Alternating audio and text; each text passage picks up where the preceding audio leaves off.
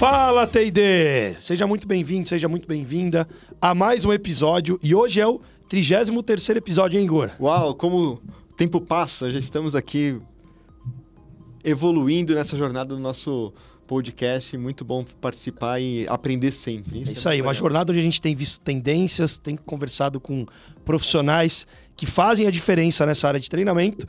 E hoje nós vamos conversar com uma profissional que tem uma história incrível, atuando como head de treinamentos em algumas das maiores empresas do nosso planeta. Né? Ela esteve à frente, né, atuando durante mais de 30 anos no McDonald's, participou da implementação da Universidade Corporativa aqui no Brasil, ficou durante muitos anos e passou, acho que perto de 5 anos, atuando como head de treinamentos de uma empresa que eu sou fã, né? Vocês devem estar vendo aí, tem aqui o iPad, Apple Watch, na Apple. E eu estou curioso para saber como é que foi essa jornada. Além disso, né, ela passou pelos vários sistemas, pelas várias práticas aí ligado a treinamento, que você pode imaginar. E nos últimos 2 anos, né, ela está focando, né, o trabalho como consultora, como conselheira. Deixa eu apresentar aqui Iris Barbosa. Seja muito bem-vinda, Iris. Um prazer enorme estar aqui com vocês. Obrigada pelo convite e vai ser uma delícia esse bate-papo, tenho certeza.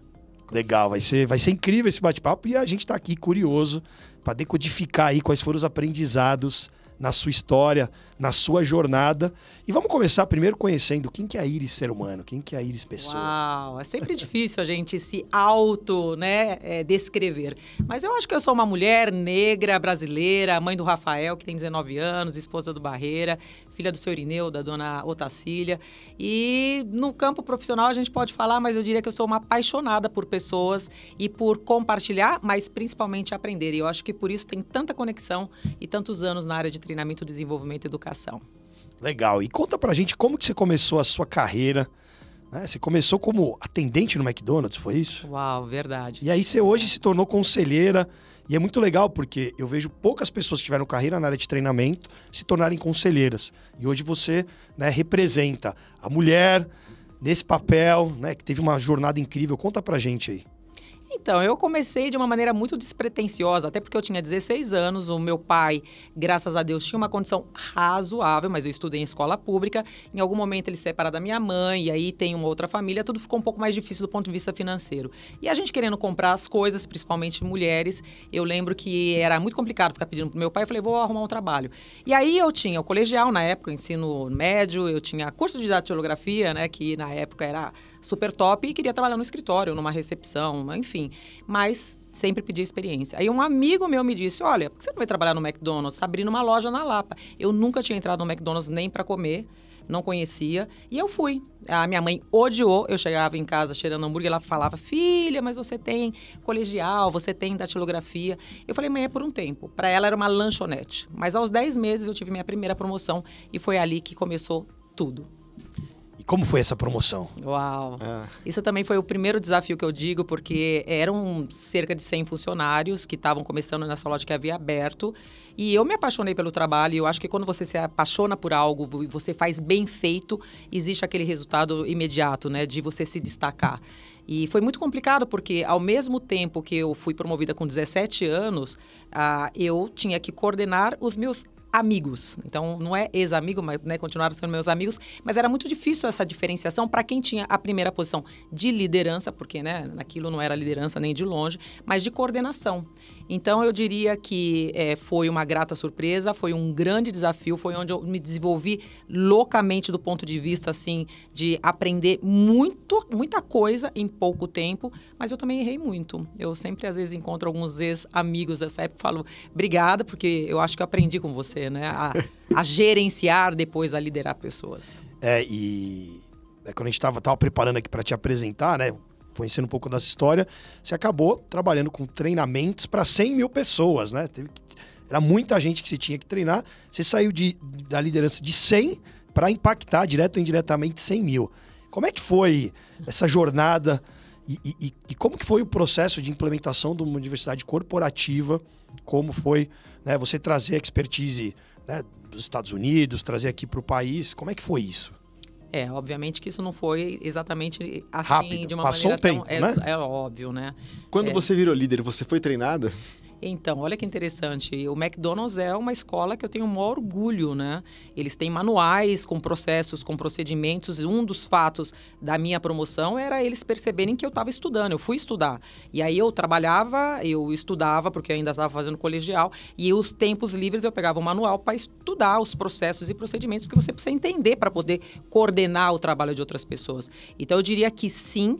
Só que existe alguns treinamentos, como a gente sabe, que não são treinamentos, porque treinamento é uma coisa mais técnica, quando a gente fala de desenvolvimento ou até de educação, que são comportamentos que você desenvolve, obviamente, com o dia a dia, com a tua experiência, ou através de exemplos que eu não tinha tantos do ponto de vista de ter mulheres negras, líderes e como referência.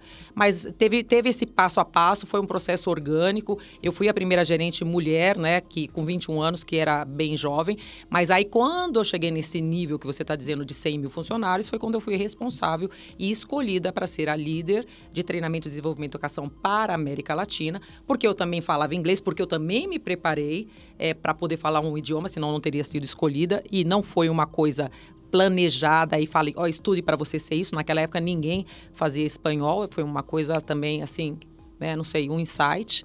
E aí foi que eu tive essa responsabilidade. Eram 100 mil funcionários, 20 países, né? Países que todo mundo acha que a América Latina é tudo igual. Não é, são países bem diferentes. E, obviamente, eu tinha uma equipe. Ninguém faz nada sozinho e tinha uma equipe para suportar. E aí a gente pode falar um pouco da universidade corporativa com perguntas mais específicas. Mas quando a gente fala de 100 mil funcionários, são os funcionários de loja, né, dos restaurantes, os gerentes e toda a alta gerência, que são os líderes dentro da universidade corporativa. Legal, bacana. E quais foram os principais desafios aprendizados na implementação da universidade corporativa? Olha, numa época em que não se falava muito disso aqui no Brasil. É interessante essa pergunta, porque embora isso não estivesse tão presente no Brasil, o McDonald's foi a segunda universidade corporativa no mundo depois da GE. Então, é uma universidade que tem muitos anos. No Brasil está há 25 anos. Então, quando a gente foi preparado ou decidiram que existiria uma universidade em São Paulo para toda a América Latina, houve um processo. Não fui eu, foi um colega meu, ele foi selecionado para ir para os Estados Unidos, viver toda aqueles padrões, eles chamam de processos, né? Porque são pilares, são pilares diferentes. Então, quando ele veio, ele implementou. Quando ele veio implementar, veio a equipe dos Estados Unidos para ver se a gente está fazendo tudo certo. Então, os primeiros cursos também ficaram pessoas dos Estados Unidos pelo menos 2 meses acompanhando os cursos que nós tínhamos que implementar. Eu atuei, obviamente, depois diretamente na universidade. Eu fui professora, eu fazia parte desse grupo de implementação, mas eu não era responsável. Entendi. E aí você acabou implementando e ao longo dessa jornada, imagino, que você teve que não só aplicar aquilo que vinha dos Estados Unidos, mas desenvolver coisas aqui. Como é que era? Você podia desenvolver aqui, você depois começou a exportar conhecimento. Como que foi? Eu tenho muito orgulho de uma fase que eu já era a diretora de treinamento para o Brasil, eu já era responsável pela universidade corporativa e a gente sempre teve pouca estrutura, pouco dinheiro, né? Então, a América Latina sempre foi assim. E eu me lembro de 2 coisas bem icônicas, assim. Uma delas era, os Estados Unidos, eles tinham um staff, um grupo de professores que eram dedicados. A gente tinha um professor dedicado e a gente tinha que se virar nos 30 para poder conduzir os cursos. Então, a gente tinha que convidar pessoas das áreas, certificar essas pessoas nos conteúdos, para poder, então, essas pessoas dedicar parte do tempo delas, ou seja, você é um consultor de negócio, você vai sair uma semana para dedicar parte desse tempo. No começo, todo mundo reclamava, porque era assim, já tenho que fazer o meu trabalho, agora eu tenho que dar aula. Então, eles não ganhavam mais por isso. Só que isso virou como um status em algum momento. Por quê? Porque a gente começou a selecionar os melhores consultores para fazer parte da universidade, que tinham melhores scorecards. E a gente sempre comunicava e agradecia muito. Então, para todo mundo. E o próprio presidente, a gente pedia, presidente, escreve uma carta agradecendo, porque é um trabalho extra. Aí todo mundo começou a pedir, eu também quero ser professor. Colocava no LinkedIn, sou professor da Universidade do Hambúrguer. Então, isso virou um case no sentido de que ninguém queria, porque era mais trabalho, e depois virou uma ambição. A mesma coisa com os cursos, que não eram os cursos dos Estados Unidos. A gente tinha, assim, a liberdade de não modificar os cursos, mas tropicalizar e criar cursos. Uma época a gente descobriu, fazendo um diagnóstico, que a gente precisava ter curso para alta gerência, por exemplo, finanças para não financeiros. Então eu fui com o pessoal lá, com o CFO da companhia e falei, olha, quem tem o conteúdo são vocês. O que eu tenho é a expertise de como transformar isso em conhecimento digerido no sentido bom da palavra, de uma coisa atrativa, uma coisa legal. E a gente fez um curso de finanças para não financeiros que foi um sucesso, existe até hoje. E aí todas as outras áreas também vinham. Como é que eu tenho um curso de marketing?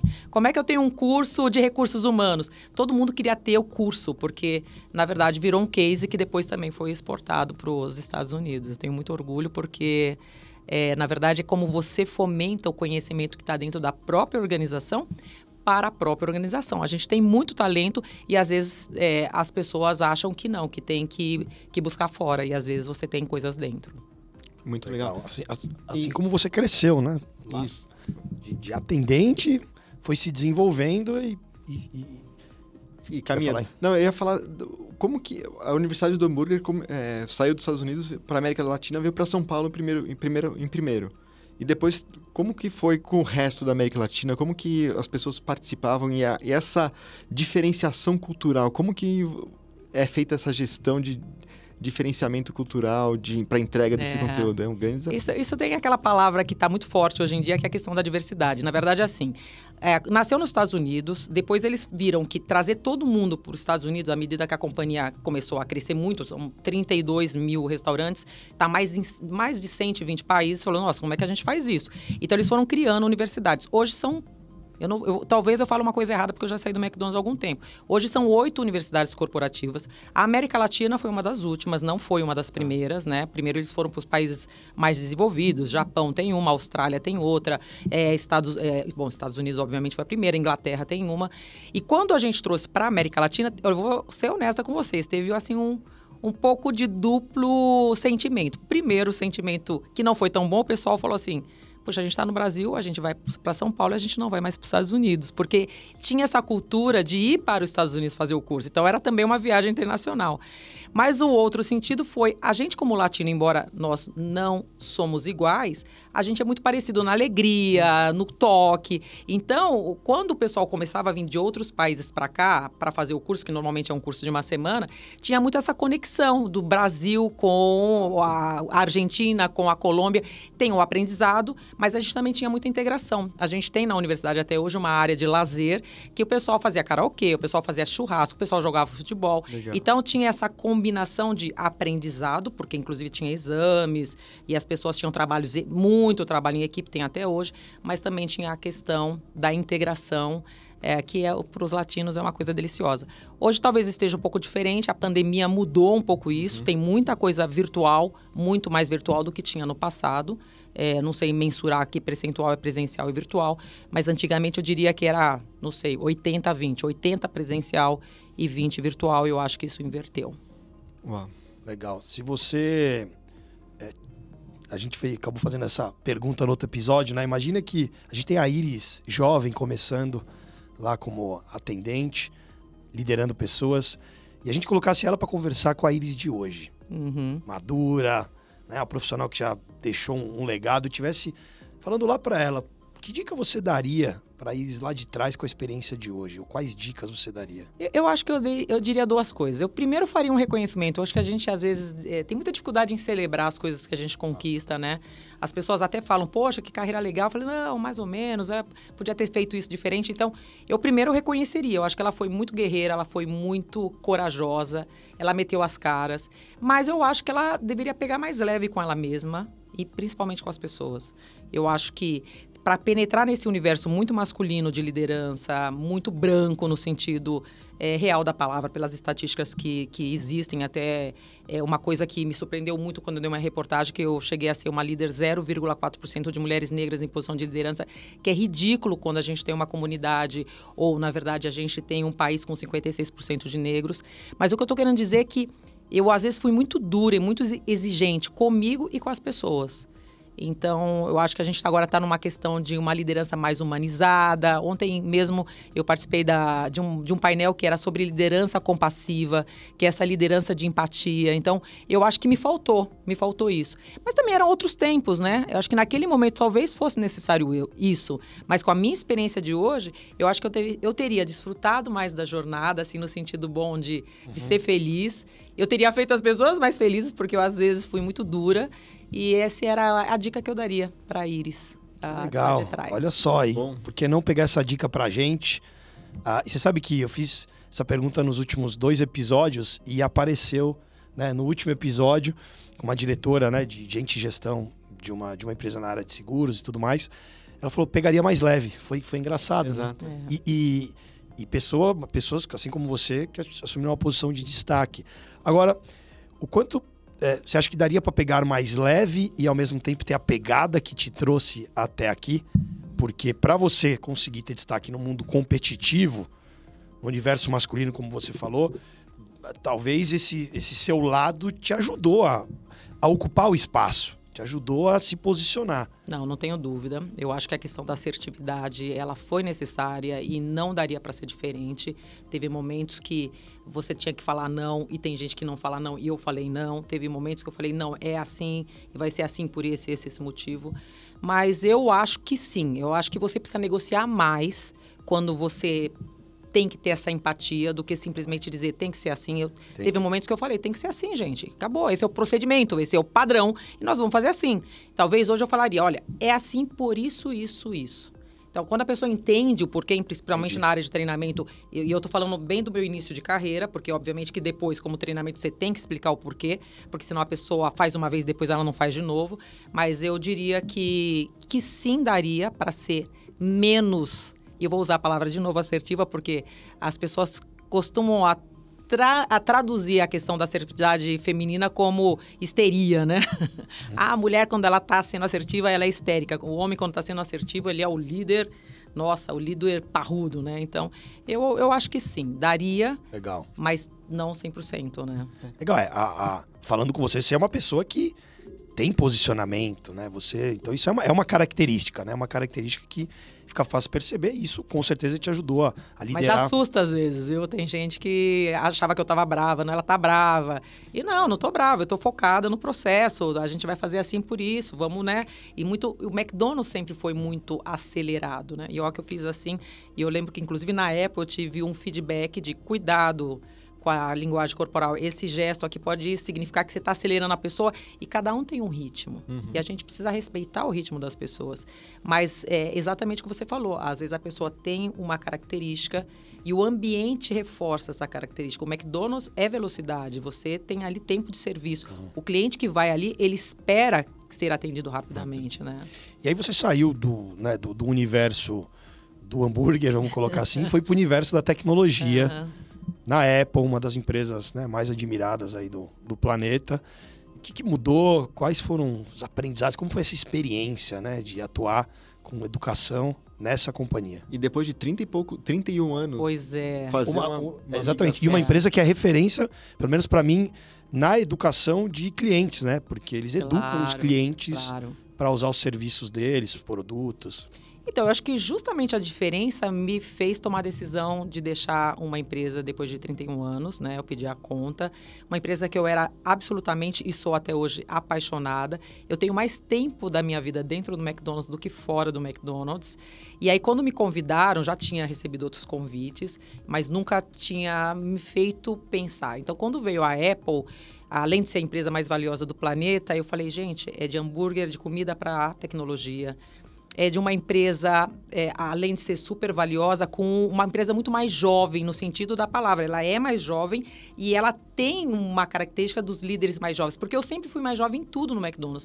Então, eu fui, com 17 anos, coordenadora de equipe. Com 21 anos, eu fui já gerente de um restaurante. Pode parecer que não é muito, mas eu era muito jovem. E assim, sempre foi. Eu sempre fui mais jovem, treinando pessoas, inclusive, mais velhas do que eu. E na Apple, inverteu. Eu era a pessoa mais velha para o meu time, inclusive com a liderança.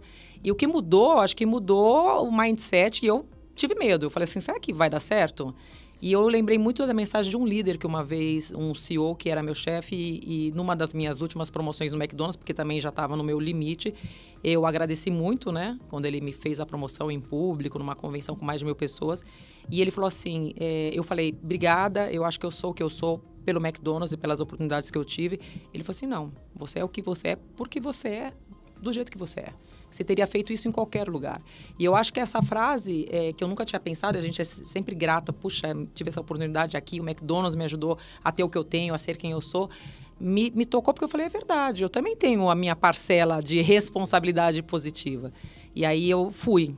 E foi difícil, assim, a coisa mais difícil da Apple, além de ser tecnologia e comida, é porque os funcionários não eram da empresa. Eu trabalhei para canais, né? Ela tem as lojas próprias, mas eu trabalhava para canais que eram funcionários dos nossos parceiros.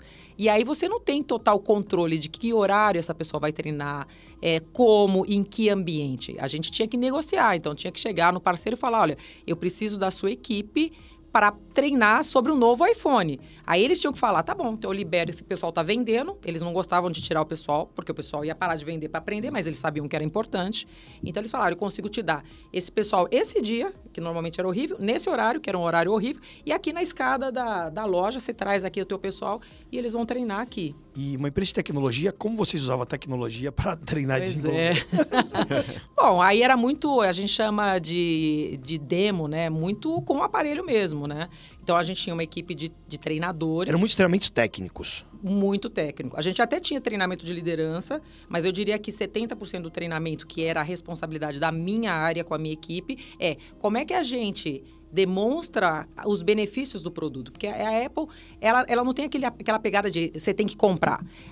A gente quer mostrar para você o que esse produto pode fazer por você, para a sua vida, como ele pode facilitar, como está tudo conectado. Você falou que é fã e você deve entender essa questão do ecossistema, de como facilita você, de repente, ter o e-mail aqui, daqui a pouco esse e-mail tá no... Exatamente. Então, o próprio Jobs sempre teve muito essa questão de como a gente facilita a vida das pessoas. O fato do iPhone ser como ele é, que você consegue pegar com uma única mão e fazer vários movimentos, foi pensado nisso. Até o mouse do computador, quando você vê a história que fala, ele não quer esse mouse, ele é muito grande, ele exige muito comando. Então, na verdade, inclusive, ele não desenvolvia nada, mas ele desafiava o tempo todo. Não, isso aqui não faz sentido, isso aqui vai tomar muito tempo, isso aqui é muito complexo, isso não vai funcionar. E põe o povo de volta, vai pensar.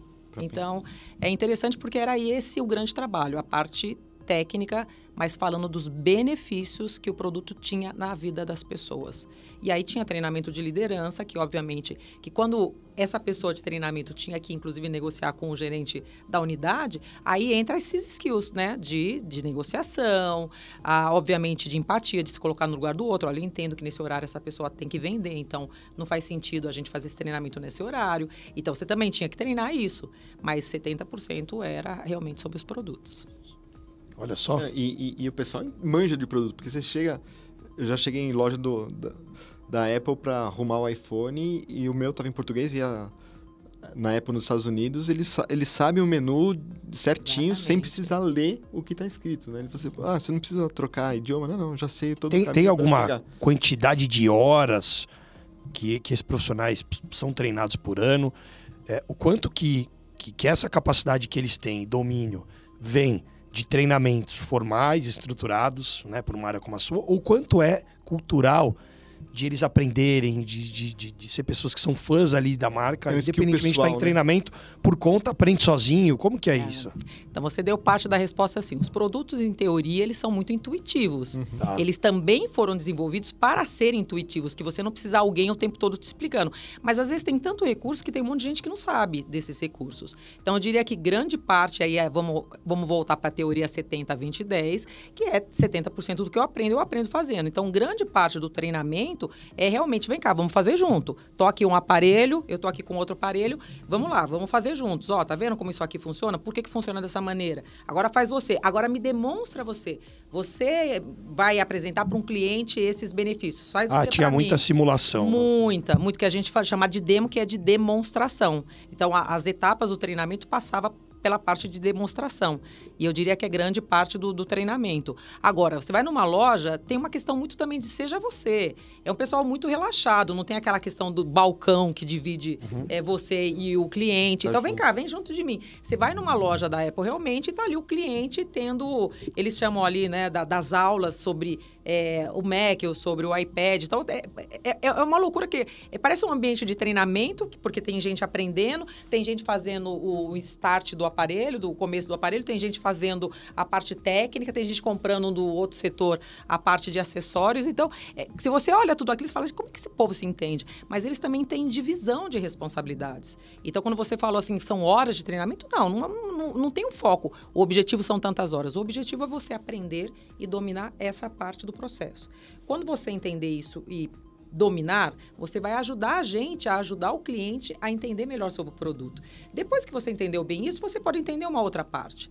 E aí você, então, vai crescendo, inclusive, de repente, quando você... O McDonald's também é assim, quando você já sabe várias partes, você, inclusive, pode ser um treinador de partes ou de tudo para outras pessoas. E tem os genius, que eles chamam, né? O pessoal que é meio gênio naquela tecnologia, né? Então, basicamente, esse é o processo, mas é um processo muito informal, muito intuitivo e muito, vem cá, vamos fazer juntos. Não é baseado só em comando e controle, você tem que fazer assim, monitorar, dar poder, empoderar as pessoas para que elas aprendam, troquem. E é um trabalho forte de cultura, né? De trabalhar essa cultura de testar, de explorar, de incentivar os colegas ou os próprios clientes a explorarem também. Exatamente. Até porque eu acho que você trouxe uma questão que funcionou na minha época, durante um tempo da minha vida, que é de comando e controle, mas que essa geração não quer isso, ela não vai aceitar esse tipo de trabalho, esse tipo de controle, né? Então, não tem só a ver com a parte de treinamento e desenvolvimento, mas tem a ver com a atração e a retenção de talentos, porque o pessoal fala, não, eu não quero, eu quero poder eu mesmo entender e compartilhar aquilo que eu estou entendendo, né? Aí a Iris caminha na jornada e vai do McDonald's para a Apple parar em startups, né? Pois é, mas isso não foi planejado de jeito nenhum, E aí vai desenvolver treinamentos em startups, é isso? Ajudar nessas questões? Sabe que eu acho uma coisa bem gostosa quando você trabalha num lugar, é quando, de repente, alguém que trabalhou com você e foi trabalhar em outro lugar e tem uma dor, que hoje o pessoal usa tanto esse termo dor, né? Fala, poxa, eu sei quem pode ajudar a solucionar essa dor. Então, uma pessoa da Apple me indicou para a Kavak, que é uma unicórnio mexicana na área de automóveis, que eu acho que quase todo mundo conhece. Eles receberam uma injeção de dinheiro do SoftBank, então eles tiveram que crescer de maneira acelerada. E quando você fala de replicar um modelo, eles criaram um modelo muito interessante, inclusive baseada na dor do Carlos, que é um dos fundadores, são 3 fundadores. E aí, quando ele vê que ele tem que fazer isso crescer, inclusive em outros países, como é que eu levo essa metodologia para outro lugar, né? E foi, então, quando a área de treinamento teve, assim, uma necessidade preeminente, né? E aí foi quando eles falaram, como é que a gente cresce a área de treinamento rápido se a gente não tem conhecimento? E aí quando me convidaram, e eu fiquei 1 ano com eles, ajudando a estruturar toda a área de treinamento, então desde de escolher a pessoa que ia ser a líder, de armar processos para que esses processos fossem replicados, né? Para manter o padrão, vamos dizer assim, eles ainda estão com algumas dificuldades nesse sentido, mas foi uma experiência incrível, eu acho que para eles, porque eu pude contribuir, mas principalmente para mim, porque eu só aceitei porque era uma startup, porque eu nunca tinha tido essa experiência e todo mundo fala muito. E depois eu tive a oportunidade de trabalhar numa outra startup, aí já menor aqui no Brasil, mas aí já era com o trabalho com a liderança. Então, eu acabei compartilhando um pouco de conhecimento com a liderança, que é pessoas excepcionais do ponto de vista técnico e de startup, mas que não tinha tanta maturidade em liderar processos, em liderar pessoas. Ali em Londrina, no sul do país, foi muito rico. Legal. Você falou da questão de processos, né? O McDonald's tem ali os seus processos muito bem definidos e tudo mais.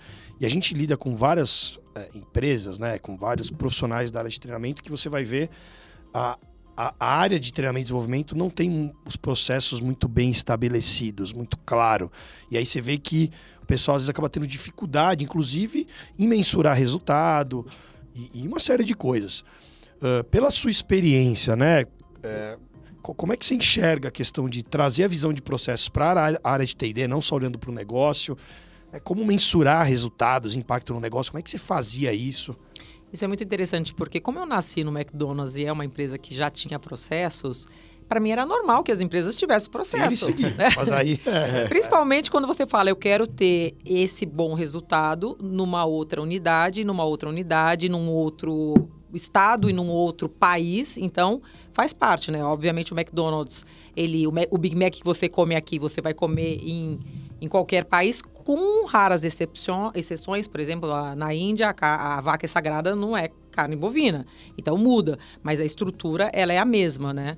Então, quando eu fui para algumas empresas que não tinham esse processo, mas também não tive tantas experiências assim, porque eu não trabalhei em tantas empresas, para mim, é como é que eles conseguem manter a mesma qualidade sem ter o mesmo processo. Ou se cada um começa a fazer do jeito que acha que tem que ser. É impossível. Depende muito do negócio. Mas nesse segmento, por exemplo, que você tem uma marca que ela é reconhecida por aquela qualidade, por aquele serviço, por aquele segmento, não tem como não replicar algo. Você pode até melhorar. E mesmo quando você melhora aquele processo, então você não pode melhorar aqui e deixar onde iniciou do mesmo jeito. Você tem que levar os dois juntos. Então, essa questão da estandarização, padronização, né? Falando meio espanhol aqui, ela é sumamente importante, principalmente quando você tem uma rotatividade grande. O McDonald's tem muita rotatividade. Então, o funcionário entra e sai, porque é um trabalho, é o primeiro emprego, normalmente 4 horas, o tempo todo. Então, como é que você consegue manter isso? Você tem que ter ferramentas, você tem que ter pessoas e você tem que ter a cultura. A cultura de fazer as coisas da maneira que tem que ser feitas, né? E aí uma curiosidade, quando você... Porque para mim, o resultado é, né, consequência de você ter processos bem estabelecidos, pessoas bem preparadas, isso possibilita o crescimento. Mas o quanto ter processos muito bem estabelecidos podem limitar a criatividade das pessoas? Como é que era isso? Porque eu tenho que seguir aquilo, não posso sair fora da curva. Da inovação, né? Isso é interessante porque o próprio McDonald's passou há não muito tempo por um processo de reorganizar, por exemplo, a parte de serviço. Porque uma coisa é você falar, olha, eu vou montar a bandeja, aqui vai o sanduíche, aqui a batata e o refrigerante, e tem um motivo para o equilíbrio da bandeja, e é uma coisa técnica. Mas a maneira de servir, o seu sorriso, ele é seu, a maneira de tratar o cliente. E eles criaram uma coisa que chama cultura de serviço, mas escrito com o call de legal do inglês, que chama cultura de serviço. E dentro de cultura de serviço, uma coisa que eles tentaram eliminar, porque muitos anos foi dessa maneira, foi a robotização da maneira de tratar. Boa tarde, seu pedido, por favor. Você gostaria de uma batatinha? Então, esse processo continua. Você vai cumprimentar o cliente, mas se você vai falar, oi, tudo bem? Ou se você vai falar, usa a sua maneira de ser, seja você. Mas teve uma época que era exatamente igual. Eram 6 passos. Cumprimentar o cliente, anotar o pedido, montar a bandeja. Era exatamente. E tinha que ser daquele jeito. E isso mudou porque a humanidade mudou, as gerações mudaram. Antigamente, as mulheres não podiam usar maquiagem, não podia usar... Tem ainda coisas que você não pode usar por uma questão de segurança alimentar. Mas mudou assim, você pode se vestir do jeito que você quiser... também dentro do limite, porque, por exemplo, na Apple se vestem da maneira que quiser quando você vai no escritório. Mas quando você está na frente do cliente, existe um uniforme. E o uniforme não tá para deixar todo mundo igualzinho, tá para ajudar a identificar. No caso do McDonald's, tá para ajudar, inclusive, a manter a limpeza, né? Porque se tem até um padrão mesmo de cor de roupa. Mas, por exemplo, hoje é jeans. Antigamente, imagina, você nem sonhava em usar um jeans.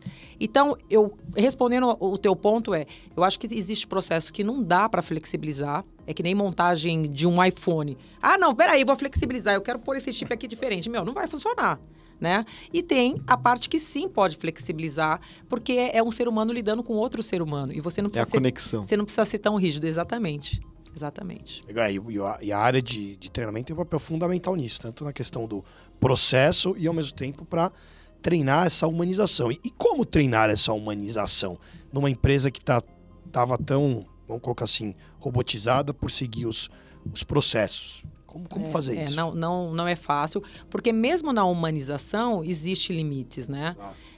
Você tem que olhar para o cliente, saber mais ou menos quem é aquela audiência, e tem aquele cliente que gosta de bater papo, e você vai bater um papo, ou você vai tratar de você, e tem cliente que você tem que chamar de senhora. Mas mesmo você querendo ter esse bate-papo com o cliente, você tem um cliente atrás que ele está com pressa. Não dá para você ficar ali tricotando a vida toda. Então, esse bom senso é que você vai dando para os funcionários, mas como eu falei, a rotatividade também é alta. Então, tem erros? Tem muito mais erros. A questão de você ter processo é que facilita e você coloca todo mundo num frame e você gasta menos tempo, inclusive, para treinar. Quando você libera um pouco essa seja você mesmo, você tem mais risco, você leva mais tempo, mas é o que o cliente espera, né? O cliente não quer ver uma pessoa robotizada na frente dela. Então, eu diria que existe esse processo. O McDonald's está passando por esse processo ainda e eu posso falar porque meu marido trabalha no McDonald's ainda, então eu tenho um pouco desse contato e é uma empresa que eu admiro, então eu estou sempre muito próxima. E mesmo na Apple, a Apple já nasceu exatamente dessa maneira. Olha, a gente vai ter as lojas e nas lojas a gente quer pessoas que te ajudem como se fosse um amigo. Vem cá, vou te mostrar aqui como é que funciona. E aí eles já nasceram com essa cultura um pouco mais livre do ponto de vista de serviço. Do ponto de vista de produção, de jeito nenhum. Exatamente. É o processo, é o padrão, e aí a produção tem que ser assim. Até porque o cliente espera isso. Eu quero o meu iPhone funcionando dessa maneira, não quero diferente, né? E, bom, seguindo essa jornada, você se tornou conselheira, é o que você está fazendo hoje, e uma profissional referência em diversidade, inclusão, ESG. Como é que tem sido isso? Como é que tem sido esse trabalho? Pois é, isso sim foi algo planejado. Depois de 36 anos no mundo corporativo, eu fiquei pensando, eu acho que eu já deixei a minha contribuição, já aprendi o que eu tinha que aprender. E aí eu tinha uma líder na Apple, que ela saiu depois de 15 anos e ela falou, eu quero trabalhar em conselho. Porque é uma maneira de você continuar contribuindo com os negócios, mas principalmente você continuar aprendendo, né? E eu falei, deixa eu entender isso um pouco melhor. Eu não tinha muito contato com o conselho na minha posição no McDonald's e na Apple, porque tem gente que tem, né? E não era o meu caso. E aí eu fui, então, estudar. E entrei em vários grupos de conselho. E, inclusive, o último eu fiquei muito feliz conectando com essa questão de diversidade, porque é uma coisa que os conselhos agora têm uma pressão, de alguma maneira, para ter, porque os conselhos, eles são... Os conselhos de empresas abertas são homens brancos com mais de 60 anos. E os conselhos... até por uma pressão da própria sociedade, inclusive a Nasdaq já fez essa intimação de falar, se vocês não tiverem diversidade dentro do conselho de vocês talvez não possam estar na Bolsa.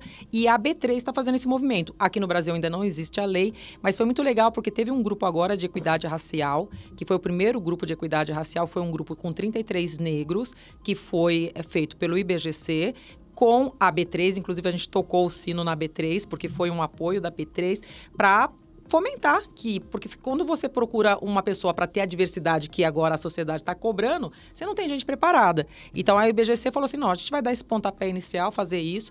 Teve apoio de várias empresas, a KPMG, enfim, várias empresas que pagaram, inclusive, esse grupo ninguém pagou absolutamente nada e foi um presente, mas a gente agora tem uma responsabilidade. Como é que a gente continua incentivando outras pessoas a terem essa formação? Então hoje eu estou na Associação Brasileira de Recursos Humanos como conselheira consultiva. Estou no Pactuar, que é também uma instituição, vamos dizer assim, ainda pro bono, não estou recebendo, mas a ideia é que 2023, que agora eu tenho a formação, que eu possa realmente contribuir com as empresas e receber por isso, e não receber por isso no sentido de, nossa, a preocupação é o dinheiro. Graças a Deus eu construí um patrimônio que eu não posso reclamar, mas porque eu acho que tem que ser assim. Se você está dando o seu tempo, se você está compartilhando o seu conhecimento, se você tem essa contribuição, você tem que ser remunerado por isso, que também tem muito essa questão com negros e com mulheres de, não, a mulher ganha menos, o negro ganha menos. Estatisticamente, se você olhar, é assim e não tem que ser assim. Que legal, que legal. Bom. E adivinha nosso tempo? Foi embora. Tá chegando ao fim. Muito rápido. Sumiu. Eu vi a plaquinha ali e falei assim, mas já?